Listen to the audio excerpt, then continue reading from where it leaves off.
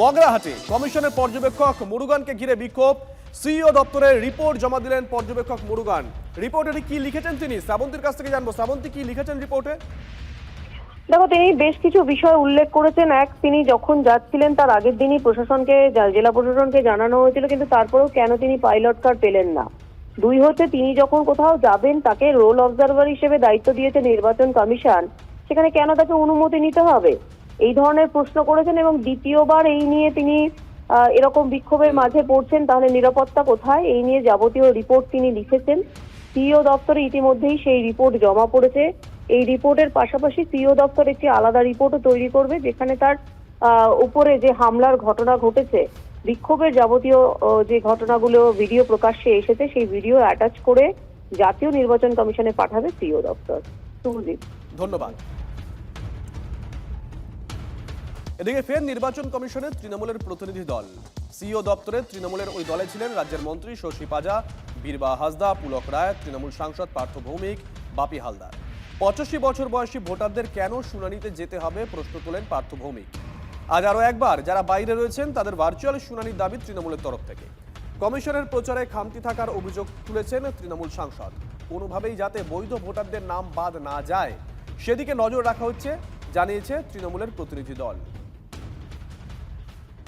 জারি করা হয়েছিল যে 85 বছর যাদের বয়স তাদের আর হিয়ারিং সেন্টারে আসতে হবে না, তাদের বাড়িতে গিয়ে হিয়ারিং হবে। সেই সময় আমাদের পরিষ্কার বক্তব্য ছিল যে যারা অসুস্থ, যাদের অপারেশন হয়েছে, তাদের আপনারা এই তালিকায় রাখবেন না।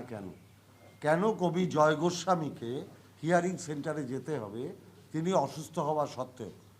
আমাদের ওনারা জানালেন যে ওনারা 85 ইয়ার্সের সাথে এটাও ওনারা নোটিশ করেছিলেন, অর্ডার দিয়েছিলেন যে যারা অসুস্থ তাদের বাড়িতে গিয়ে হিয়ারিং হবে, তাদের হিয়ারিং সেন্টারে আনা হবে না।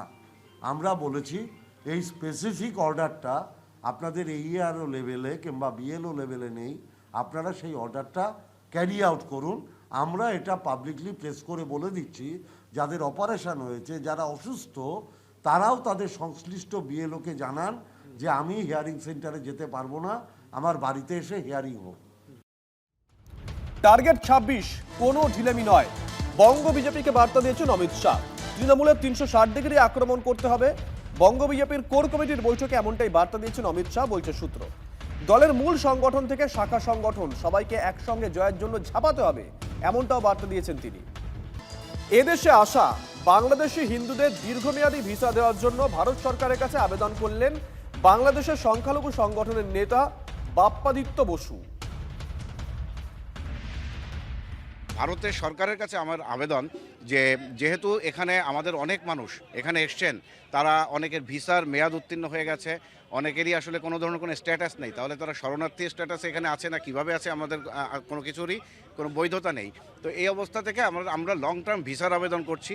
আমাদের বাংলাদেশ থেকে আসা এই মানুষগুলোকে, বিপদাপন্ন মানুষগুলোকে যেন লং টার্ম ভিসা দিয়ে এখানে বৈধভাবে থাকার সুযোগ দেওয়া হয়, জীবন বাঁচানোর সুযোগ দেওয়া হয়। অন্ততপক্ষে তাদেরকে বর্ডারের উপরে পার করে দিয়ে একটি গণহত্যার মুখে জানি আমাদেরকে ঠেলে না দেওয়া হয়। এআই দিয়ে 54 লক্ষ নাম বাদ দেওয়া হয়েছে।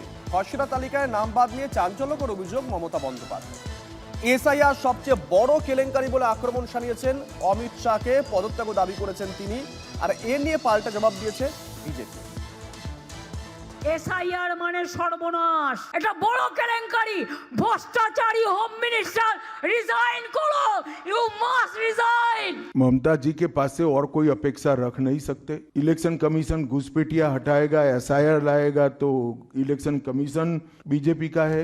এসআইআর এর খসড়া তালিকায় 54 লক্ষ নাম বাদ পড়া নিয়ে চাঞ্চল্যকর মন্তব্য মমতার। তার অভিযোগ, এআই দিয়ে নাম বাদ দেওয়া হয়েছে। এসআইআর সবচেয়ে বড় কেলেঙ্কারি, দাবি মুখ্যমন্ত্রীর। ওই 54 লোকের নাম ডিলিট করেছে এআই দিয়ে। কি করছে বিজেপি? 1,36,00,000 লোককে কাদের ডেকেছে? যাদের ড্রাফট লিস্টের নাম উঠেছে, যারা কাগজপত্র দেখিয়েছে, যাদের তথ্য যাচাই করে তবে নাম তুলেছে। তুমি এসআইআর করতে 2 মাস টাইম নিলে, আর বাদ দিতে 1.5 কোটি লোককে 1.5 দিন টাইম নিলে। এআই কে দিয়ে করিয়েছো। কি দিয়ে বাদ দিয়েছে সেটা বড় কথা নয়, আপনি বলুন ভুল করে বাদ দিয়েছে, সেটা প্রমাণ করুন। 54 লক্ষের ভেতরে আপনি অন্তত 1000 তো নিয়ে আসুন যেগুলো এআই টেকনোলজি ভুল করে বাদ দিয়েছে। আর এদিনই খসড়া ভোটার তালিকায় নাম বাদ পড়া নিয়ে নাম না করে মুখ্য নির্বাচন কমিশনারকে আক্রমণ করেন মুখ্যমন্ত্রী। নির্বাচন কমিশনের অফিস ঘেরাওয়ের হুঁশিয়ারিও দিয়েছেন তিনি। ওদের টার্গেট হচ্ছে ইলেকশন কমিশনকে সামনে রেখে, সে হচ্ছে বিজেপির বড় দালাল। আমি একজন ভ্যানিশ কুমারের কথা বলছি, নকল ভ্যানিশ কুমার ঘরে বসে নাম কাটছে। একদিন দেখবেন আপনার নামটাই কেটে গেছে, বিজেপি চিরকাল থাকবে না। ন্যায্য লোকের নাম বাদ দেওয়া যাবে না। আর যদি দেন, আন্দোলন কিন্তু দিল্লিতেও হবে, আন্দোলন কিন্তু বাংলাতেও হবে। যাচ্ছেন না কেন? অবশ্য এখন যা ঠান্ডা পড়েছে, হ্যাঁ, তাতে আবার মুশকিল আছে। ঠান্ডাটা একটু কমলে চলে যাবে। বলেছিলেন তো 1 লাখ লোক নিয়ে যাব। আনম্যাপড ভোটারদের তালিকা চাইতে বুধবারই নির্বাচন কমিশনে যাচ্ছেন অভিষেক বন্দ্যোপাধ্যায়। মুখ্য নির্বাচন কমিশনারের সঙ্গে দেখা করবেন তিনি। যাদের নাম বাদ পড়েছে, নির্বাচন কমিশন কেন এখনো পর্যন্ত তালিকা প্রকাশ করে প্রমাণ করতে পারছেন এদের মধ্যে কজন রোহিঙ্গা ছিল, কজন বাংলাদেশি ছিল? এখন কলকাতায় রয়েছেন deputy election commissioner Gyanesh Bharti. মঙ্গলবার সিও দপ্তরে জেলা নির্বাচনী আধিকারিক অর্থাৎ জেলা শাসকদের সঙ্গে বৈঠক করেন তিনি। আগে মান্যতা দিয়েছেন এটুকু বলতে পারি, সিদ্ধান্ত কি হবে আমি জানি না, কিন্তু আমাদের যে লজিক্যাল কথাগুলো আমরা বলেছি সেই লজিক্যাল পয়েন্টগুলোকে উনি মান্যতা দিয়েছেন এটুকু অবধি বলতে পারি। এসআইআর এর কারণে যাদের মৃত্যু হয়েছে বলে অভিযোগ, জেলায় জেলায় তাদের নামে শহীদ বেদি বানানোর কথাও বলেছেন Mamata Bandyopadhyay. Bureau report, TV9 Bangla. আর এরই মধ্যে শাহের সঙ্গে বিজেপির কোর কমিটির বৈঠকে উঠেছে মতুয়া প্রসঙ্গ। বৈঠকে মতুয়াদের সংশয় এবং ভয় নিয়ে আলোচনা, এমনটাই বিজেপি সূত্রে খবর। সূত্র আর কি বলছে জানবো প্রদীপ্তর কাছ থেকে। প্রদীপ্ত।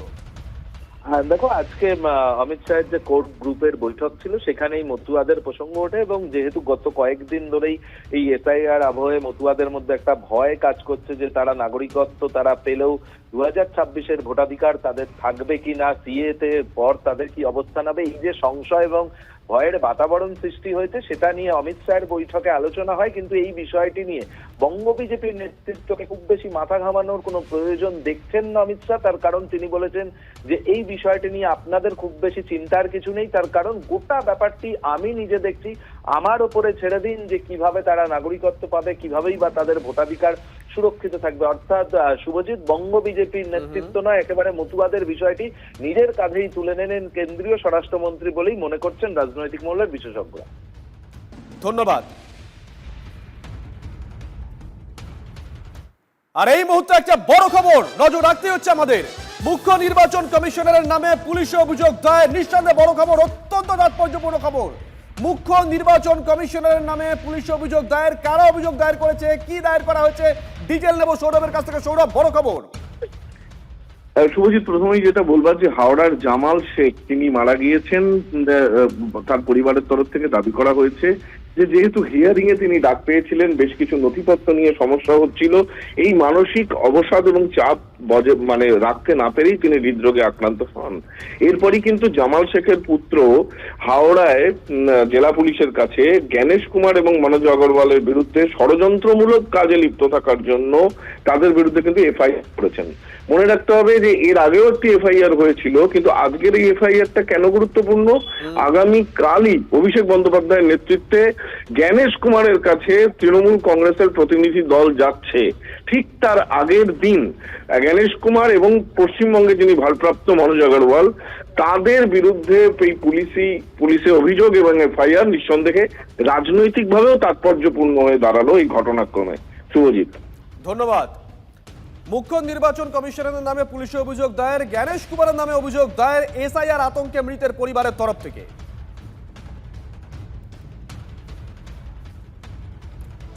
বাবার নাম রামকৃষ্ণ, মা শারদা। এসআইআর শুনানিতে ডাক পড়ল শিলিগুড়ির রামকৃষ্ণ বেদান্ত আশ্রমের মহারাজ রাঘবানন্দ পুরী। মহারাজকে নিয়ে মহকুমা শাসকের দপ্তরে গেলেন তৃণমূল নেতারা। আমরা সন্ন্যাসী, আগের নাম ব্যবহার করব না, নাম কেটে দিলে দেবে, মন্তব্য মহারাজ রাঘবানন্দ পুরী। বাবার নাম রামকৃষ্ণ দেব আর মায়ের নাম মা শারদা।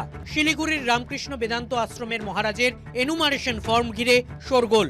ইনি রামকৃষ্ণ বেদান্ত আশ্রমের মহারাজ রাঘবানন্দ পুরী। এর ভোটার কার্ডে বাবার নাম রামকৃষ্ণ দেব, এনুমারেশন ফর্মে মায়ের নাম মা শারদা। রাঘবানন্দ পুরী ডাক পেয়েছেন এসআইআর এর শুনানিতে। সেই মতো মঙ্গলবার হাজির হন মহকুমা শাসকের দফতরে। এটা তার পাসপোর্ট, এই পাসপোর্টেও কিন্তু তিনি তার বাবার নাম রামকৃষ্ণ এবং মায়ের নাম সারদামণি বলেছেন, এবং তার যে বিভিন্ন ডকুমেন্ট রয়েছে সেই প্রত্যেকটি ডকুমেন্টে কিন্তু এই নামই ব্যবহার করা হয়েছে। ওই মহারাজের দাবি তিনি সন্ন্যাসী, পূর্বাশ্রমের কোনো পরিচয়ই আর বহন করেন না। সেজন্য যদি ভোটার তালিকা থেকে নাম কেটে দেওয়া হয় তাতেও তাঁর আপত্তি নেই। পুরনো বাবার নাম মায়ের নাম নথিভুক্ত করতে বলে, সেক্ষেত্রে কি আপনারা রাজি না? না না, এটা হতে পারে না। আমার পুরনো আমি যেই গর্ভে জন্মিয়েছি তার নাম আমি দিতে পারবো না, তো নাম কাটা যায়। অসুবিধা নেই, আমরা সন্ন্যাসী। আর এই ইস্যুকে হাতিয়ার করে ফের এসআইআর নিয়ে হেনস্থার অভিযোগে সরব হয়েছে তৃণমূল। এরাই আমাদের পথপ্রদর্শক, তাদের ভোটার লিস্টে নাম থাকবে না, তাদেরকে হ্যারাস করা হচ্ছে এবং অনেকের নাম থাকছে না। অত্যন্ত দুর্ভাগ্যজনক। বাংলা এটা মানবে না, বাংলা আধ্যাত্মিকতার দেশ।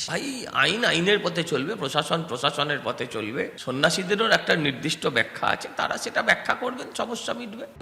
যদিও শুনানি থেকে বেরিয়ে এসে অবশ্য সন্ন্যাসী বলছেন যা হচ্ছে ভালোই হচ্ছে। আমার পাসপোর্ট দেখে বললেন যে একদম স্যাটিসফ্যাকশন, সব ঠিকঠাক আছে। যেটা হচ্ছে একদম এটাও ঠিক আছে, যে যা চিন্তাধারায় কিন্তু একদম কোনো ব্যাঠিক নয়। অনেকে বলেন সন্ন্যাসীদের গুরুই পিতা, তাই অনেকেরই পিতার নামের জায়গায় গুরুর নামের উল্লেখ থাকে। শিলিগুড়ির রাঘবানন্দপুরীর ক্ষেত্রেও তেমনটাই হয়েছে বলে দাবি। প্রসেনজিৎ চৌধুরীর রিপোর্ট, TV9 বাংলা। চলতি সরকারের মেয়াদ পুরনোর আগেই কি হয়ে যেতে পারে 26-এর বিধানসভা নির্বাচন? অমিত শাহের মন্তব্য ঘিরে জল্পনা রাজনৈতিক মহলে। এপ্রিলে বিধানসভা ভোট হতে চলেছে, 15ই এপ্রিলের পরে বিজেপি সরকার ক্ষমতায় আসবে মন্তব্য করেছেন কেন্দ্রীয় স্বরাষ্ট্রমন্ত্রী। অমিত শাহের মন্তব্যের পরে জল্পনা ছড়িয়েছে। রাজ্য বিজেপির কর্মীদের শাহ আগাম ভোটের জন্য তৈরি হওয়ার বার্তা দিতে চেয়েছেন বলে মনে করছে রাজনৈতিক মহল।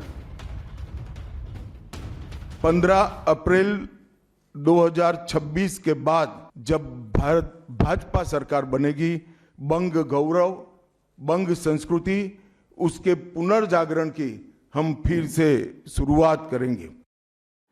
এদিকে বহুতলে ভোট গ্রহণ কেন্দ্র তৈরি নিয়ে আগামীকালের মধ্যে রিপোর্ট চাইছেন ডেপুটি নির্বাচন কমিশনার জ্ঞানেশ ভারতী। কোনো বাড়তি সময় নয়, আগামীকালই জেলা নির্বাচনী আধিকারিকদের রিপোর্ট দেওয়ার নির্দেশ দেওয়া হয়েছে। মঙ্গলবার 8 ডিইওর সঙ্গে বৈঠক করেন জ্ঞানেশ ভারতী। আগামীকাল দুটো রিপোর্ট দিতে বলা হয়েছে। 300 জন এবং 500 জন আবাসিক আছেন এমন আবাসনের ক্ষেত্রে দুটি আলাদা তালিকা নিয়ে রিপোর্ট দেওয়ার নির্দেশ দেওয়া হয়েছে।